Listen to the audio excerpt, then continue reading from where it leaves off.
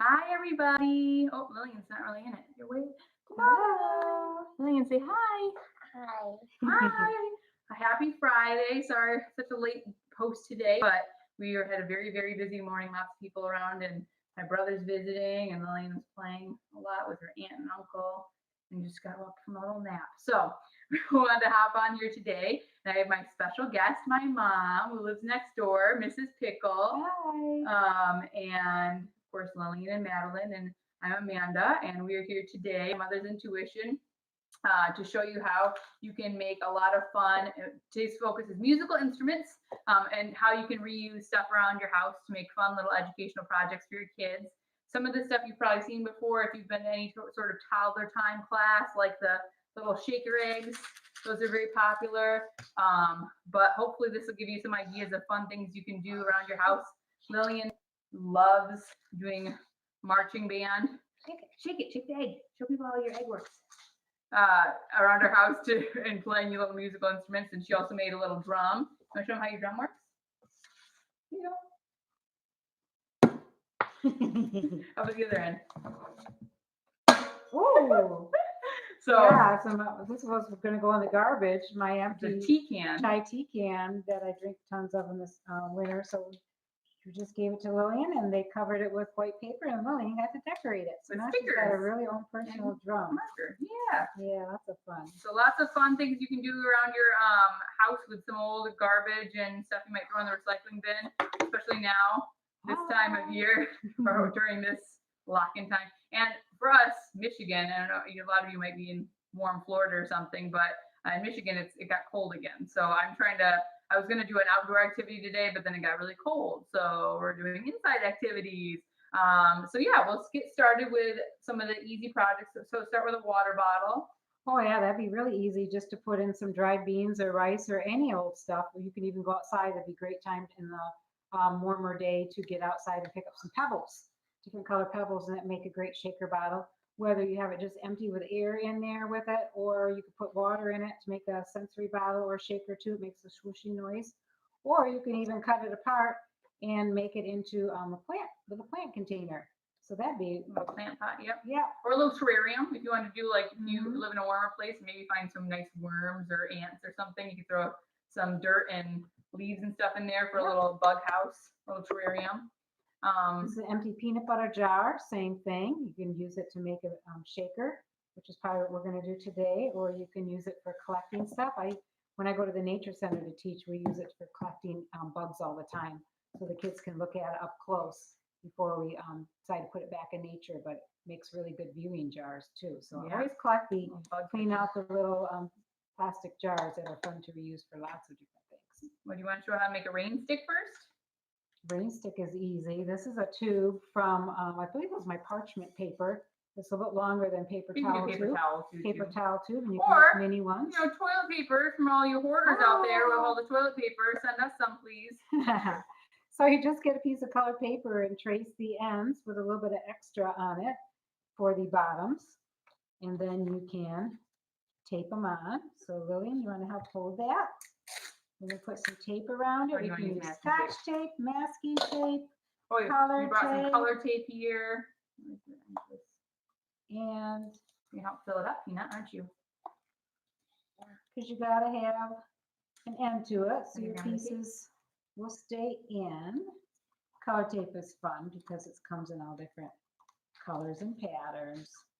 But any old masking tape or scotch tape works as well. So we got one end covered, and then I'm just going to put some dried beans in there because Amanda had a bunch of extras that she's not going to make into soup. No, those have been in there for a few years. I don't even know if I want to make it into soup at this point. You can put as many in there as you want. Rice is good too. Or like I said, both? Rice and pebbles. Okay, hold that, Lillian. We're going to cover up the other top. Got to put the other one on. And then the fun part is the kids can decorate it and make it their own. Lots of colorful decorations and designs.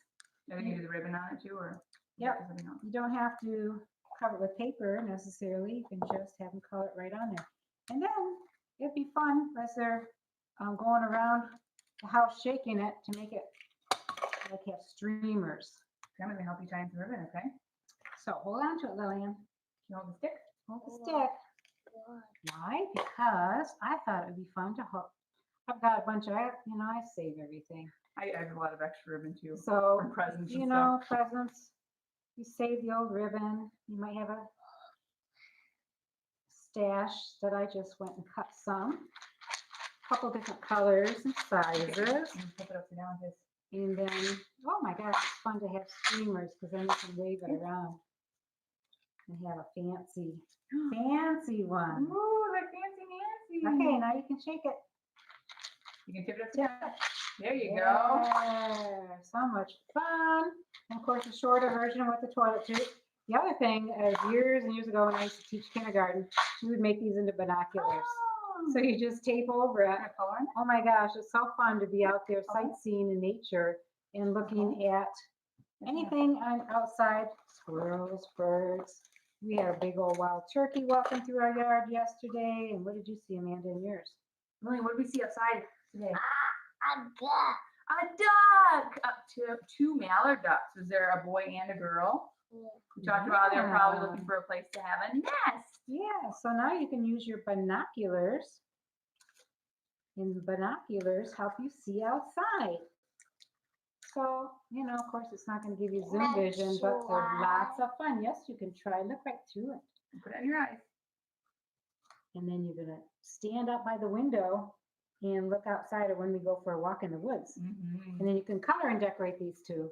Super easy. I know, I was telling you, I'm pretty sure you can make kazoos out of these too. I think it's like a rubber band and some wax paper. You guys have to look it up online, but yeah, and then the kids can blow in it like, oh, or they can just use it for like a blowing in and talking it now, talking it.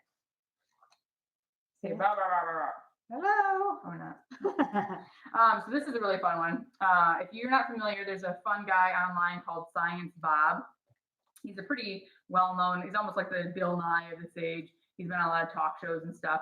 He's a YouTube guy though. He has a YouTube channel and he has a bunch of experiments that are just ridiculous. I think he did an exploding pumpkin thing on Jimmy Kimmel. Oh yeah, that's really yeah. So he does a lot of large experiments, but he also has a lot of little cute at-home ones too. And this is one I found that he did. It's called the Talking Chicken Cup or something.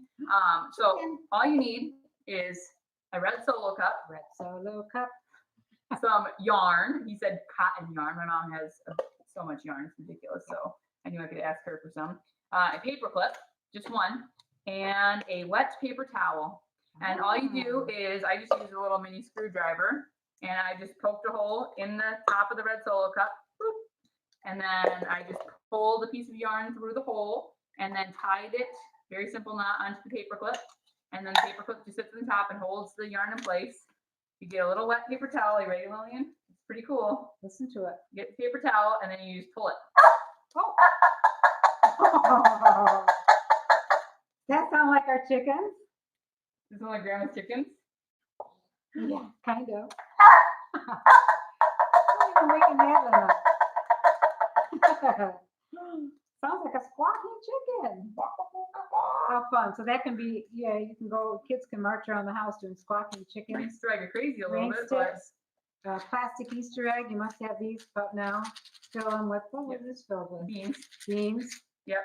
Rice would be good too. Yep.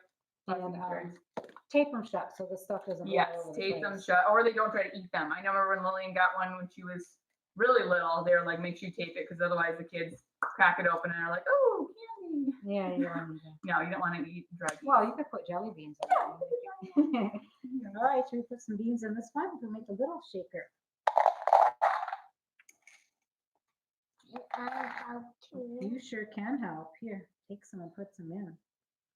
And then you're going to get to color and decorate it. Hi, Marion. Did the chicken wake you up?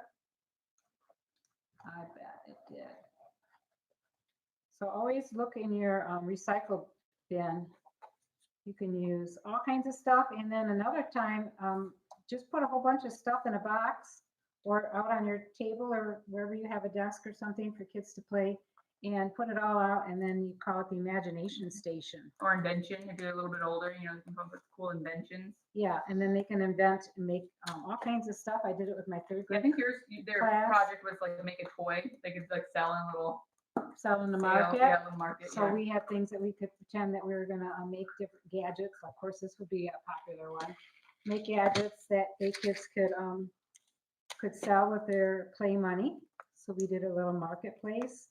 And then we also did a science experiment where they had to make any kind of simple machine that could move. So they used rubber bands, Oh, they yeah. cut stuff and made it into wheels and things that could roll. They used big bottles, pop bottles, smaller water bottles. And anyway, had so much fun with that we worked on that for days. First, you have to draw a plan. So in the journal, they would have to draw a plan of what they're going to do with their partner and what materials they're going to use. And that's a whole big process because it's constantly changing as they're constantly trying out different ideas and seeing what works and what doesn't. Here you go, give it a shake. Use your little mini shaker. Oh, The big one? and then you got the big shaker. So you can decorate that. I'm gonna start putting some colors The on butter it. container, is that for another plant pot or? Oh yeah, so yeah, the butter containers, I was starting to just throw them in my recycle bin, but I'm like, wait a minute. This would be perfect for growing a plant in, poke up just a little hole in it. Or you could cover it, put the top on it, and you could use that for a sensory toy too for shaking and stuff. But I especially like the idea of grabbing some dirt outside and finding some seeds. If you have any dried up flowers that are still out in your garden, now's a great time to pull up those seeds from the brown-eyed Susans and the sunflowers and the marigolds. And You want to color you them? might probably have a pretty good chance that those seeds will come up. Well, like you said, just looking, exploring fruits and vegetables in your fridge, and like an Mhm. apple, pull out the apple Oh, seeds, yeah. or you said you planted a few lemon seeds. Lemons are surprisingly very easy to grow. So I've got 3 miniature lemon trees started. Just pulled out the seeds out of my lemons, and just let it dry for part of a day, or the next day I put it in some dirt and was watering it. And I've got one that I planted last month. It's already this big. And then I got one I planted a few months ago, 2 of them that are like already this big, and they're really fun to And grow, even if very you don't easy. plan on having the tree in your house, and you can always, it's just always good to have fun with it, and for the kids to measure. Like I said yesterday in your little seed journal, every day practice measuring the tree, or every week if it doesn't grow that. If some of them are faster growing than others, but at least then they get practice with measurement, and it's really exciting Mhm. for them to be able to see that it's growing. Keep a it happens plant slowly. journal. Yeah. As the kids are, if they're even first grade on up, they can have a plant journal. We always did that in my first graders and then my third graders. And then every week they would measure it again and count the leaves, and then calculate the difference of how Mhm. much it's grown from one week to the next. And then each kid can compare because every single kid's plant is going to be a little different. Well, That's why it's fun to Oh, have nice. multiple plants too, so they can compare. Well, this marigold is this big and the zinnia is only Mhm. this big. And So- yeah, some seeds germinate a lot faster than Mhm. others. Yeah. And the kids love watching things grow, Mhm. and they get so excited when it gets warmer, like the end of May, when you can plant them outside and they continue growing in the summer. I've had so many students come back to me and say, my plant or my tomato or my flower got so big over the summer, and they get really, really excited about that. So I would really encourage planting. Mhm. One more thing, another idea that's a good for this time, especially with this uncertainty of number one, are the schools going to open back up again school year? Maybe, maybe not. Who knows? Another great thing, if you didn't start already, if you hopefully you have some kids who like reading at least a little bit. If not, this is a good time to try to get them into reading because, like I said before, if you're going to work on any skill, you cannot waste time with writing and reading. Math obviously is good too. There's a lot of good online curriculum for that. But writing and reading is so easy because you don't really need lesson plans for that. You can just sit down and do family reading time. Well, what I would say is number one, you read either with your kids if they're younger, obviously read to them. But if they're a little bit older, have it be family reading time. Everyone pick up their own book, and you can have little mommy time to sit down and read too. But then, make a deadline for everyone's book and make a book report due. Book reports. So I love book reports, these are fun. They can make a little, it's hard to see maybe, but an old hanger. So I just got an old wire hanger, and of course everybody probably has a junk drawer, at least I do. Got some string out and tied it on there, and then some scrap paper. Just cut it into various shapes, and they can draw pictures. You can make copies if you have a printer copier at your house. You can print pictures out of there of the main characters. I would suggest a page, a little piece for on the main character, and then another piece for the setting. And then you could have anything else for either extra characters or Plot problem, was a problem, problem solution. Just write a few words or a sentence, or they could dictate it to you. Depends how if old not they are. I writers. mean, once again, I'd say if they're older kids, if you're talking like a middle schooler, add on. You can do, Lots lots of of them hanging down, and they can do, summaries of the chapter. Ooh, my goodness. Third graders, this is one of our main things that they would do for one of their book reports, and Another they good thing, hang them up like a mobile. Yeah. So that's fun too. you can also use the same exact idea for vocabulary. So whether or not it's in the book report, it could be in the book report. Maybe they make a list of vocabulary words that, there's 6 words that are 10 words that I learned from my book that I hadn't heard before. I used to always have kids do that. Find one word in this chapter that is new to you and write it down. Or, as we're reading it, find a word that you're like, I don't know what that word is. And Google write it it, down. write the definition, Yep. and then draw a little picture on the back, so it's because it'll turn. Yep. So they can do, you could have one a completely vocabulary, like if they're reading their science book, or you find, a website on geography or social studies. Vocabulary is always a good thing to go through as well, and have them pick advanced lists. You could make it a spelling list, a vocabulary list. Oh my goodness. Drink. You okay? My.